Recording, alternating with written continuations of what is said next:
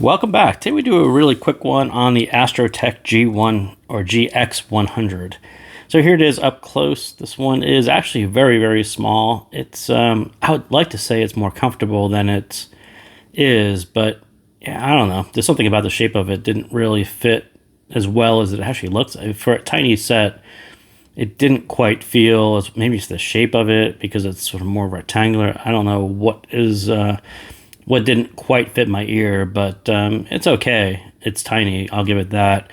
So what's unique about this one, it is a single dynamic driver. I think it's an LCP dynamic driver. There is a piezo in there, which I'm not sure is going to show up on video. I'm not sure where it actually is sitting, but I think they call it a 9-layer piezo is sitting in there.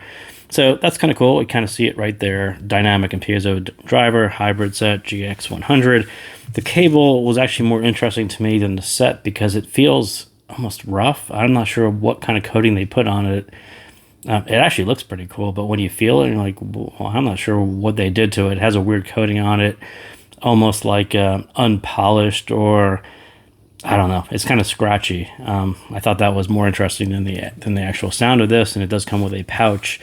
So when we look at this guy, what is it? Like I said, it's a single dynamic driver and a piezo. And when I look at the graph, I kind of immediately say to myself, this is a triple crown. And this essentially looks like an undampened single dynamic driver. And those tend to peak right there, a 2, a 5, and then you get an 8 from the coupler. And then you elevate the whole thing and boost it over the Harman Target. And it kind of has this standalone crown looking thing. A lot of these sets essentially sound the same. They sound very similar. You have this neutral-ish bright, and then you can't really hear anything out there. And these are very much focused on vocals. These sets are really targeting people who just are really interested in this spot, and they bring it forward very, very far. And that's the sound that those people prefer. I'm not sure if it's a regional sound signature or just, for some people, they kind of bring this forward just for monitoring. If you're into music producing or even gaming, you can kind of bring this forward, and that sounds kind of interesting. But for general purpose music, cross genres, this signature is actually kind of hard to deal with. And I will say it is a true low volume vocal set. You can't really listen to this at any volume because this is way boosted. You do have to bring down the volume quite a bit so it sounds a little bit more natural, but it does have a very clean, very clear sound signature because they just added a tiny bit of mid bass to it. Sub bass isn't really all that prominent here. You're not going to hear this over this anyway. You can kind of get a little bit of that. But, I think the question on these sets, especially the PZT sets, is the PZT harsh? And I'll say no, you got to bring the volume down quite a bit to the point where you're not really going to hear. I don't even know where the PZT kind of crosses over there, but I wouldn't say this one has a harsh sound to it. It has a harsh sound anyway. If you bring up the volume, it's going to sound a little bit harsh, but at lower volume, it kind of sounds fine. It just sounds a little sharp and clean. And who should buy this one? Again, as I said, it's a vocal focus set. If you're into gaming, this actually might work well for you as well.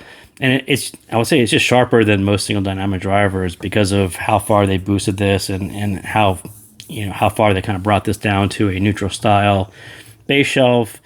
But yeah, for music, it's kind of hard to figure out who is really into this. Again, I think some of the Eastern regions, I think, will actually prefer that style of upper mid and lower treble. That's something that they prefer.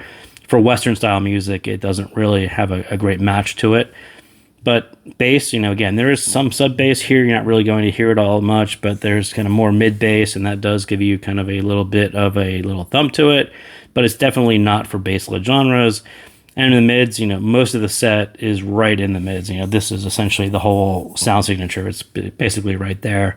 And it's boosted to sound sharper than natural. Again, this is something that it's a preference set. It's people who prefer this style graph will gravitate to a set like this. And the treble, again, this is just one of these tunings that is deceptively lower treble. It's very hard to hear anything that is going on out there. It's very hard to hear the PZT. This is the point at which this volume scales and you turn it up just a little bit. This is pretty much what you hear. You get a little bit of this and you can get a little bit of that. But, again, this is very much going to be an upper mid style set. for people who are really into a heavy boost right there. So that is what I got on the GX100. So thank you guys again for tuning in, and I'll see you next time.